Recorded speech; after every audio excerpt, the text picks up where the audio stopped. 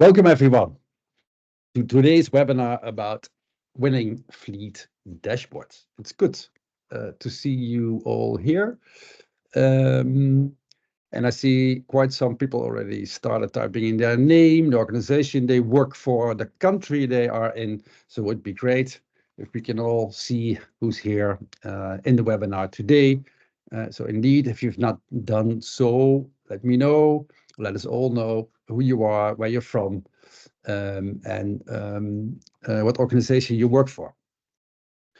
We moved to a different platform, as you see. For the people who join our webinars more regularly, you will notice that we chose a different platform because we had some issues lately with the previous platform. So that's why we moved to this Teams webinar. Setup is the same. So if you have questions during the session, preferably use the Q&A button to raise your questions. So at the end of the session, we can look into all the questions and have a discussion on it.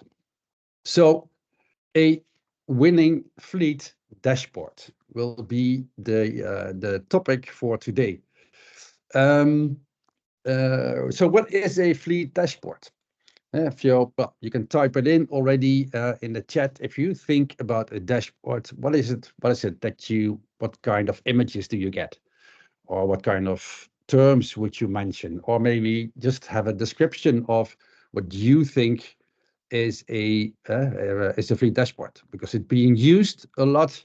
Well, what is it? Let's say what makes a dashboard a dashboard. And if you have any ideas or think about it, we, let's say, sort of prepared a definition of a fleet dashboard. Indeed, Bo, that is a type of a dashboard. It's interesting because in this webinar we will look at why does this make a dashboard, because the image that you shared is indeed a dashboard and provides you with some information. So for us, a dashboard is an overview of indicators that gives you insight in your current performance, your fleet management performance, of course, but also gives you insight in to see where do you need to take action. So why would it be interesting to use a dashboard? We have a lot of reports and data, and so why would you use that? And there's many reasons to do so. In general, of course, it gives you insight in your current performance. It gives you insight where you need to take corrective actions. But it also gives you, let's say, a story, the information that you need to present to senior management. And why is that so important? Because a good dashboard provides you with the knowledge to apply specific, let's say, interventions to improve your fleet management performance. So it makes it easier to make decisions and evidence-based decisions. So that's why we see Fleet Dashboard as an important tool to use to see how you can progress, professionalize your fleet management, and improve your performance. So let's use some examples to get into, let's say, the modus of how do you build up a dashboard. So look at this slide. How many numbers are greater than one? So have a look at it, count them, and see, how many you see. How many of the numbers are greater than one? I see 3. Let's see 5. Let's see else 4, 6. Whoa, ooh, that's a good range. Everything between 3 and 6 is being mentioned. That's good to see. Maybe some other people count different ones. It's not easy as well.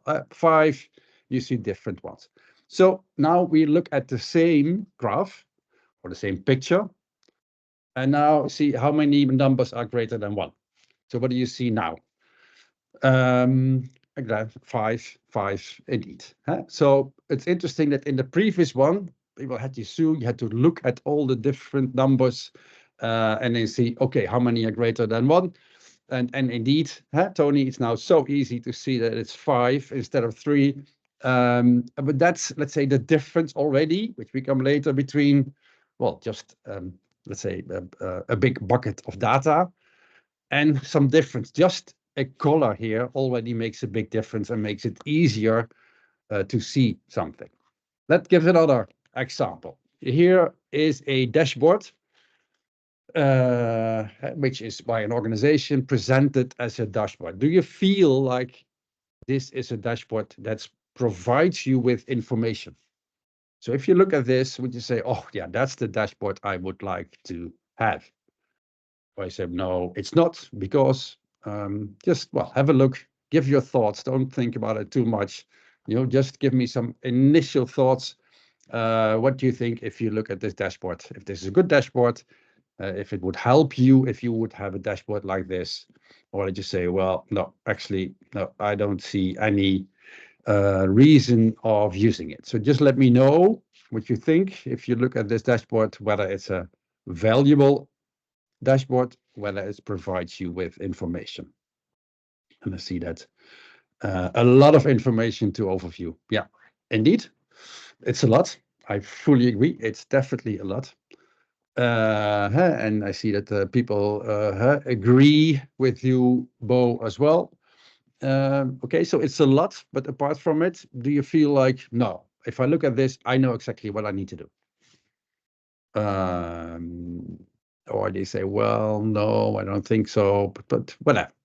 So give me your thought on what you look at. The costs are not related to the distance. Interesting, Dessalin, very good one. So because I don't see more, let's say, comments from your side. Well, in first instance, if you look at it, well, this looks great. It's nice, from a layout perspective, but it's a lot indeed. Franco said information is useful. Well, the question is whether this is information. And Dessalin, I think you already gave an idea about why I think it's not real information, because we don't, let's say, relate data to another pile of data. And so what we see here is, well, our total fuel cost is $172,000, and we drove 725 kilometers. So it's all data, and indeed in history, so that's good. It's related to at least history, but it still doesn't tell us anything about whether we perform well or whether we don't perform well. Is $172,000 cost of fuel, is that a lot? It's not a lot. Indeed, what does it mean related to a number of kilometers? So, for example, fuel consumption is not in there. So there's a lot of data presented in a nice way. That's a lot. That's right, but not real information. So let's do a last one here. This is a file of which I think that could still quite some of you might use. An Excel file with data of all the different vehicles, with all the parameters, all the data from that vehicle. It is a lot of data. It's a bit like the first one with how many numbers are larger than one. It doesn't tell you anything. If you have the same file, then just order it in a bit of a different way, and you immediately see, oh, there are colors over there. That's interesting. So that's probably something I need to do. And what the colors do is, because the difference between the previous one and this one is all of a sudden here, like already this lens set is, you see here different types of data are related to each other. So you see fuel consumption, liters per 100 kilometer is in there per vehicle. But it's also based on history. There's knowledge that there is a sort of an ideal fuel consumption. So based on that, you can see which of the vehicles are performing well based on the objective and which are not. So this is a report, a form of a report, or you can even call this a dashboard where you immediately see, oh, the red ones are the ones I should take action on. Okay. So let's look at the different, let's say, building blocks of a dashboard. And what we saw in the previous examples, data is extremely important. You need data. It's always the basis, because without data, you can't do anything. But data in itself is a huge pile of data which doesn't tell you anything. So you need to transform that into information. Like, for example, the last two examples of reports, one with only data that doesn't tell you in, and the second one, there were some columns added, like fuel consumption, for example, liters per 100 kilometers, but also what would be the ideal fuel consumption, and then let's say a trigger or with a color whether intervention is needed. So that's information. That's great. That's already a very good start of a dashboard. At least it should have information. So that means data is related to what do you think is possible, or related to how do you do it in the past, or a trend. So that's all information. Knowledge. So information becomes knowledge the moment you start understanding why, let's say, you see variances in your performance. So, for example, in the previous one, you see fuel consumption. There's differences in the fuel consumption. So, how was that possible, and how can I change that? So, knowledge is understanding why, but also understanding what you should do, let's say, to improve. And the last one, wisdom. That's if you apply the knowledge that you gained. So this is the, let's say, the pyramid from data to wisdom. Again, data is what you need. Transform that by comparing or relating data files to each other becomes information. Knowledge is how. The question how. How was that possible that I see this performance, or the variance performance, or an expected performance? And the last one is apply it, and it becomes wisdom. Let's have two examples. One, or like we already said, of fuel consumption data is your fuel usage is 325 liters, and you drove 3,250 kilometers. It's a bit like the first dashboard that we presented. Was done in a nice way with some graphs, but didn't tell you anything. So not information is where you say, okay, the fuel consumption is 1 liter per 100 per 10 kilometers. And it's related to the average. Let's say, for example, if this is the fuel consumption of one vehicle compared to the average of all vehicles, or it's related to an objective. That's already information. It tells you something about how you're doing. Knowledge is, we did an analysis of the data and the different drivers, and we see that drivers who did follow an eco driving training, they perform better because their fuel consumption is 20% lower than drivers without eco driving training. So that's important knowledge. If you realize that, then you know where you can take action with the expectation that your fuel consumption will go down. So wisdom is the decision, making the decision and implementing the decision that you provide eco driving to all trainers, to all drivers, without the eco driving training. And the expectation is that your fuel consumption will reduce for those drivers by 20%. That's one example. Let's look at another example of costs. So you have the operating cost per vehicle and the age per vehicle. That in itself, again, doesn't tell you anything. Information is, for example, operating costs are 35 cents per kilometer, dollar cents per kilometer, and you see the average age of vehicles is 5.3 years. But you looked at it a bit closer, and you see that the cost per kilometer is 20% higher than the objective.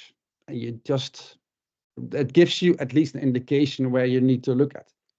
So that information becomes knowledge the moment you start looking at relation between age and cost. And you see, oh, that's interesting. So the operating cost of an 8-year-old vehicle is on average 25% higher than the cost of a 2-year-old vehicle. That's important knowledge. I don't say that's always the case, but if in your case, this could be the knowledge that you gain from the information. So wisdom becomes when you implement that knowledge and you say, okay, let's implement a replacement plan to replace all vehicles older than 5 years. And the expected impact overall is a reduction of 15% of our operating cost. So the wisdom, again, is implementing or executing a decision which is really based on analysis of information. So with real knowledge that you can expect what the impact of a decision will be. Okay, again, here you see from data to wisdom, but then not in a pyramid, but in a different way how you link. So data is just no link between everything. Information is already where you see, okay, the red dots, that signals I need to do something. Knowledge, then you start understanding the relationship between different types of information. And wisdom is that you create the most optimum path. And a dashboard can support you. So a dashboard should at least provide you with information. That's the least one. Knowledge is based on analysis of all the information in your dashboard. And once you have that knowledge, you can incorporate it in your dashboard again. And then you can say, okay, how do I implement it? So implemented some changes, some interventions to improve my performance. And I can use that as indicators, let's say, in my dashboard again. So that gives you an idea on how you will do in the future. And that is the idea of the difference between lacking and leading indicators. So lacking indicators is what we're used to, but actually almost all of us are using. So that's indicators, that information based on data from the past, which tells you how you did in the last day, week, month, year, 5 years, 10 years. It's always looking back at your past performance. For example, my fuel consumption over the last 6 months was. So that's information about the past. Or my average operating cost per kilometer is 35 cents. So that's all indicators that tells you how you did. The moment you have the knowledge, and let's stay on the examples that we used before. So your knowledge about fuel consumption is drivers with eco driving training have a 20% lower fuel consumption. Okay, that's interesting.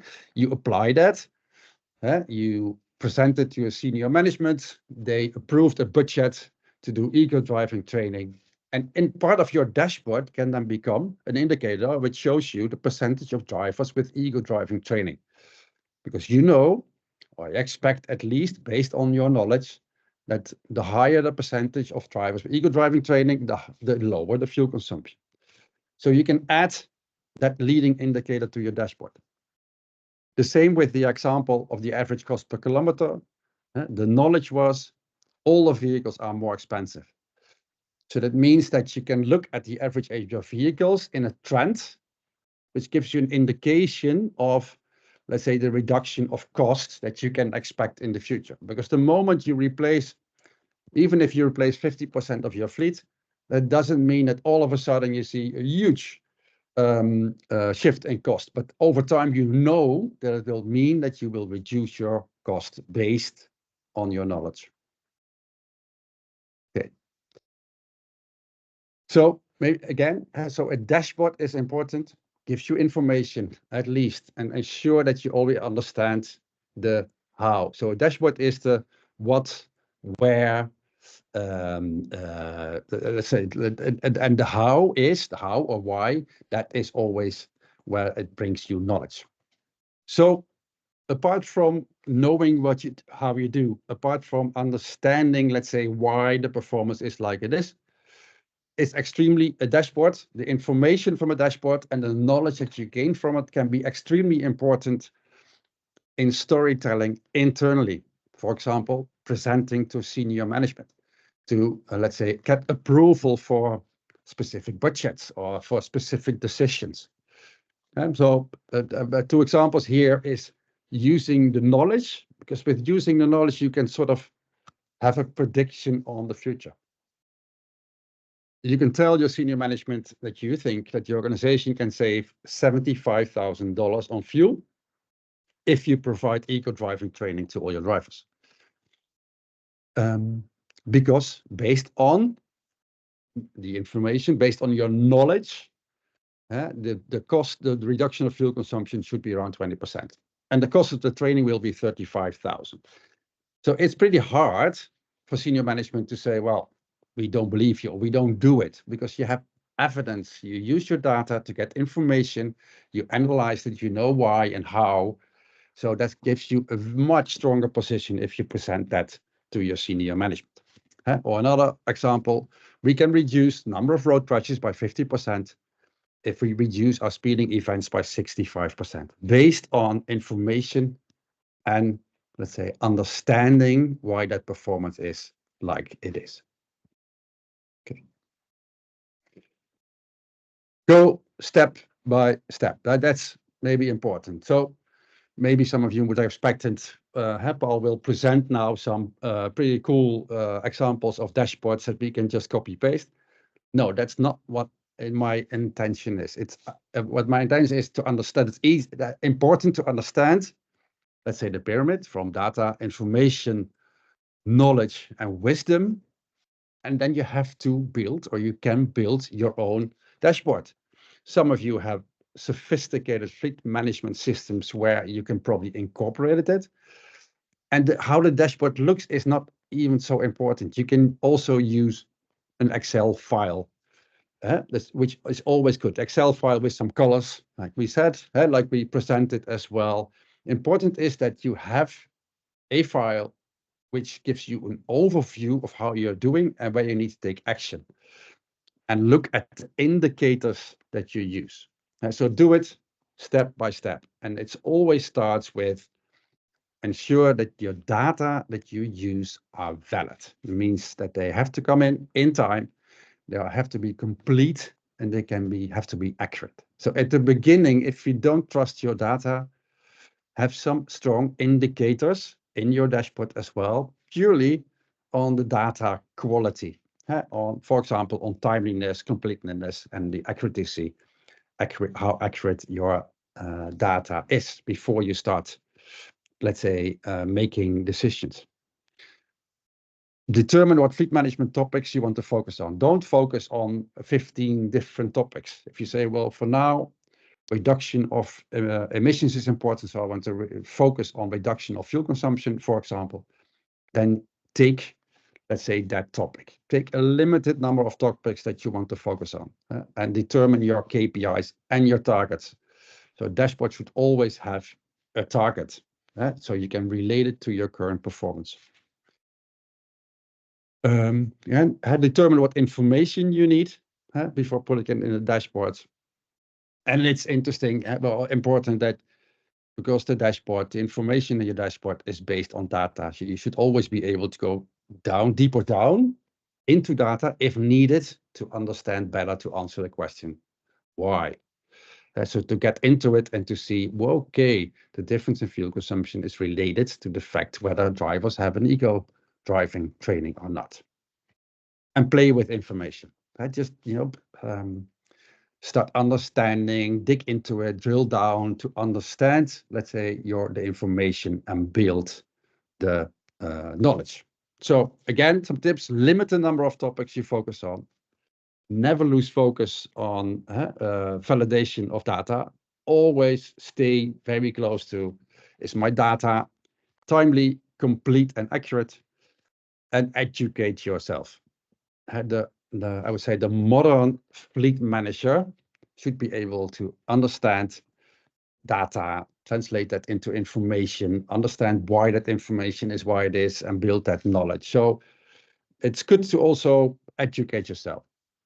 Whether it's very technical, like do an Excel course or do a Power BI course or another visualization course. If you say, well, I want to have nice graphs to show it, also fine, but at least make yourself comfortable with tools, applications that enable you to work with data, to transform to data into information, get the knowledge out of it, and make that visual.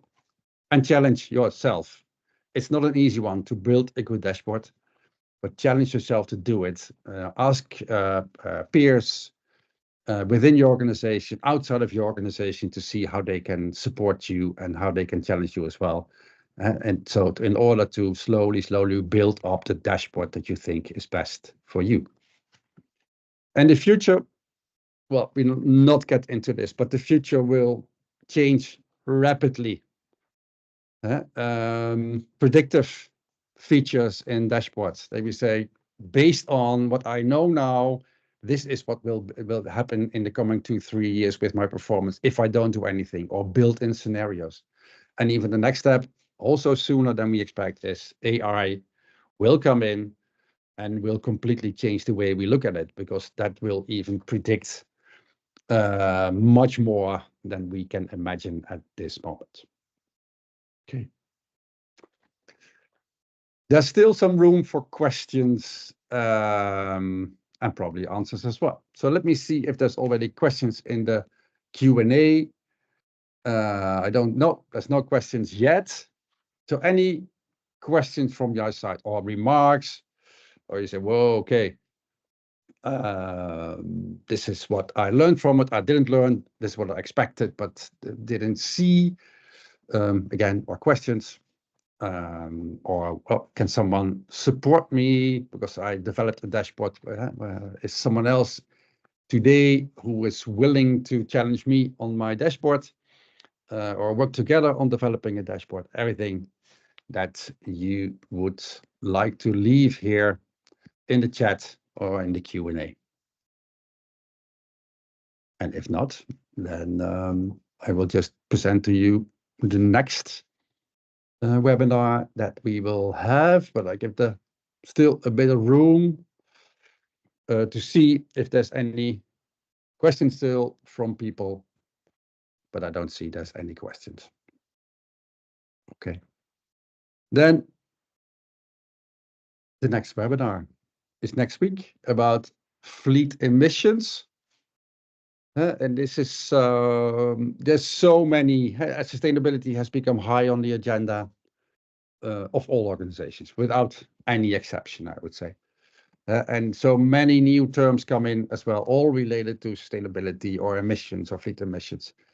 And sometimes it's hard to understand, to grasp, what are people talking about? What does it exactly mean? How can I sort of relate all the different terms related to emissions to each other?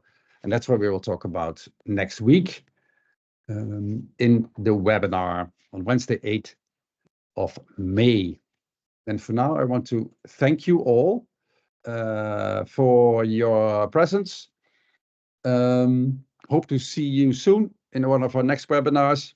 Don't forget to sign up for the conference, 25th or 26th of June. There's still time to sign up. And hope to see you there as well. But there's still 2 months before that, so we will see each other somewhere in between. Thank you for now. Have a great rest of the day. Bye-bye.